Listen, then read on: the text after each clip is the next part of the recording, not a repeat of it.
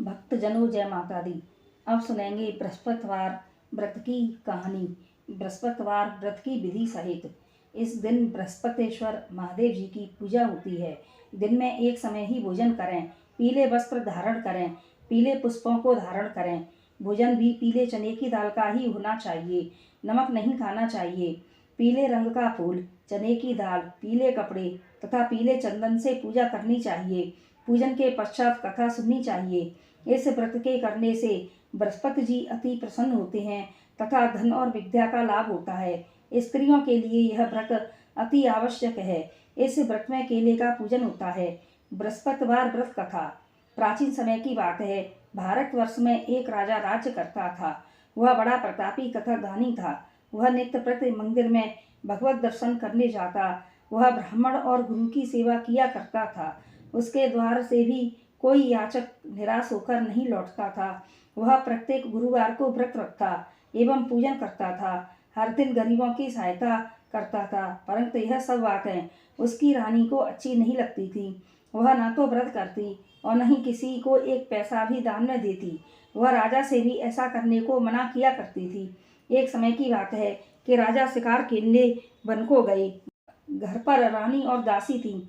उस समय गुरु बृहस्पति साधु का रूप धारण कर राजा के दरवाजे पर भिक्षा मांगने आए। साधु ने रानी से भिक्षा मांगी तो वह कहने लगी, हे साधु महाराज, मैं इस दान और पुण्य से तंग आ गई हूँ।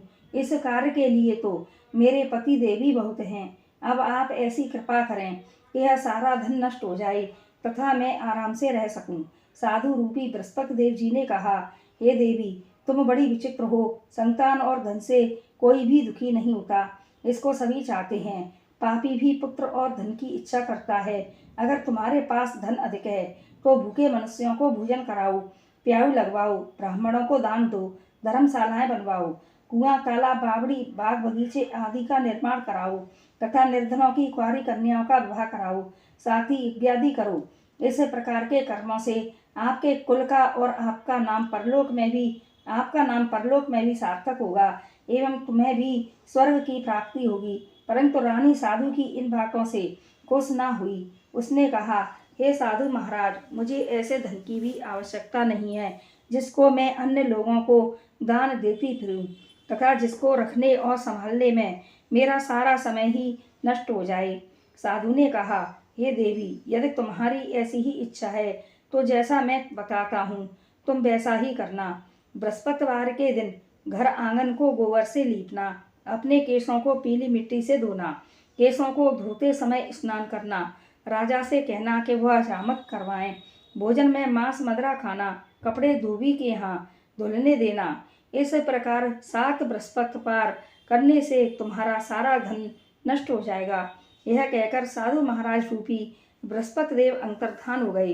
रानी ने साधु के कहने के अनुसार 7 बृहस्पतिवार तक वैसा ही करने का विचार किया। साधु के बताए अनुसार कार्य करते हुए केवल 3 बृहस्पतिवार ही बीते थे कि उसकी समस्त धन संपत्ति नष्ट हो गई। भोजन के लिए दोनों समय परिवार तरसने लगा तथा सांसारिक भोगों से दुखी रहने लगा।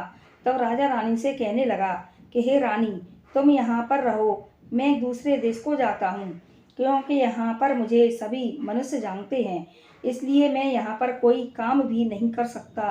अब मैं परदेश जा रहा हूँ, वहाँ कोई काम धंधा करूँगा, शायद हमारे भाग्य बदल जाएं। ऐसा कहकर राजा परदेश चला गया। वह वहाँ पर जंगल से लकड़ी काट कर लाता, शहर में बेचता। इस तरह से वह अपना जीवन व्यतीत करने लगा। इधर राजा के बिना रानी और दासियां दुखी रहने लगीं। किसी दिन भोजन मिलता और किसी दिन जल पीकर ही रह जाती। एक समय रानी और दासियों को 7 दिन बिना भोजन के व्यतीत हो गए। तो रानी ने अपनी दासी से कहा, हे दासी, यहाँ पास ही के नगर में मेरी बहन रहती है, वह बड़ी धनवान है, तू उसके पास चली जा और वहाँ से 5 शेर बेजर मांग कर ले आ, जिससे कुछ समय के लिए गुजारा हो जाएगा। दासी रानी की बहन के पास गई। रानी की बहन उस समय पूजा कर रही थी। बृहस्पतिवार का दिन था। दासी ने रानी की बहन से कहा कि हे रानी, मुझे आपकी बहन ने भेजा है, मुझे 5 शेर बेजर दे दो। दासी ने यह बात अनेक बार कही, परंतु रानी की बहन ने कोई उत्तर नहीं दिया। क्योंकि वह उस समय बृहस्पतिवार की कथा सुन रही थी। जब दासी को रानी की बहन से कोई उत्तर नहीं मिला तो वह बहुत दुखी हुई। उसे क्रोध भी आया। वह लौटकर रानी से बोली, हे रानी, आपकी बहन बहुत ही घमंडी है। वह छोटे लोगों से बात भी नहीं करती। मैंने उससे कहा तो उसने कोई उत्तर नहीं दिया। मैं वापस चली आई। रानी बोली, हे दासी, इसमें उसका कोई दोष नहीं है। जब बुरे दिन आते हैं तब कोई सहारा नहीं देता। अच्छे बुरे का पता विपत्ति में ही लगता है। जो ईश्वर की इच्छा होगी वही होगा। यह सब हमारे भाग्य का दोष है। उधर रानी की बहन ने सोचा कि मेरी बहन की दासी आई थी, परंतु मैं उससे नहीं बोली, इससे वह बहुत दुखी हुई होगी। अतः कथा सुन और विष्णु भगवान का पूजन समाप्त कर वह अपनी बहन के घर आई और कहने लगी कि हे बहन, मैं बृहस्पतिवार का व्रत कर रही थी। तुम्हारी दासी हमारे घर आई थी, परंतु जब तक कथा होती है, जब तक हम लोग न उठते हैं और न बोलते हैं, इसलिए मैं नहीं बोली। कहो दासी क्यों आई थी? रानी बोली, बहन, हमारे घर अनाज नहीं था। वैसे तुमसे कोई बात छुपी नहीं है। इस कारण मैंने दासी को तुम्हारे पास 5 सेर बेजन लेने के लिए भेजा था। रानी की बहन बोली, बहन देखो, बृहस्पति भगवान सबकी मनोकामना पूर्ण करते हैं। देखो, शायद तुम्हारे घर में ही अनाज रखा हो। यह सुनकर दासी घर के अंदर गई तो वहां पर उसे एक घड़ा बेजर का भरा मिला, जिससे वह बहुत प्रसन्न हुई, क्योंकि उसने एक एक बर्तन देख लिया था। उसने बाहर आकर रानी को बकाया। दासी अपनी रानी से कहने लगी कि हे रानी, देखो, वैसे जब हमको अन्न नहीं मिलता तो हम रोज ही व्रत करते हैं। अगर इनसे व्रत की विधि और कथा पूछ ली जाए तो उसे हम भी कर लिया करेंगे। दासी के कहने पर रानी ने अपनी बहन से बृहस्पतिवार व्रत के बारे में पूछा। उसकी बहन ने बताया कि हे रानी बहन, बृहस्पतिवार को सूर्योदय से पूर्व उठकर स्नान करके बृहस्पतिवार का व्रत करना चाहिए, लेकिन उस दिन सिर नहीं धोना चाहिए। बृहस्पतिवार के व्रत में चने की दाल और मुनक्कों से भगवान विष्णु का पूजन केले की जड़ में करना चाहिए तथा दीपक जलावें।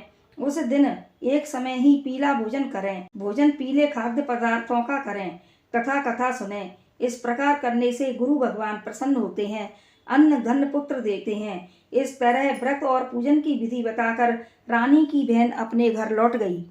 रानी और दासी दोनों ने निश्चय किया कि वह बृहस्पति देव भगवान का पूजन जरूर करेंगी। 7 दिन बाद जब बृहस्पतिवार आया तो उन्होंने व्रत रखा। गुड़साल में जाकर चना और गुड़ बीन लाईं तथा उसकी दाल से केले की जड़ में विष्णु भगवान का पूजन किया। अब भोजन कहाँ से आए? दोनों बड़ी दुखी हुई, परंतु उन्होंने व्रत किया था, इस कारण बृहस्पति देव भगवान प्रसन्न थे।